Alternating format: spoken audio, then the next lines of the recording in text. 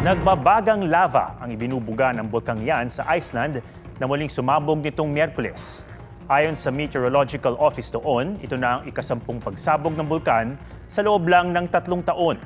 Wala namang direktang epekto sa Kapitolyo ng Iceland ang pinakabagong pagsabog maging sa air traffic. 34 days na lang, Pasko na. Sa mga naghahanap ng mapapasyalan, may bagong bukas sa Christmas Village sa Quezon City. Winter Wonderland ang PEG, gaya ng isa pang pasyalan sa Bataan. May report si Obi Carampel. Christmas tree? Check! Pailaw?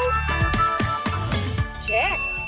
Ang Pasilio Ed Plaza sa Santa Barbara, Pangasinan, Christmas ready na. Ang mga bagets enjoy din sa artificial snow show sa tapat ng MDRRMO. Blue Christmas naman ang disenyo ng Municipal Hall ng Sama, Bataan. Ang Christmas tree, gawa sa kapis.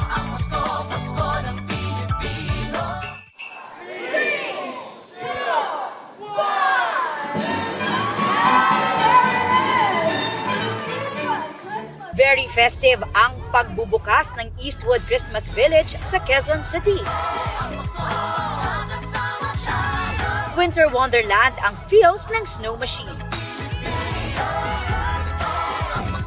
Pet-friendly kaya pwedeng isama ang fur babies. Aubrey Carampel nagbabalita para sa GMA Integrated News.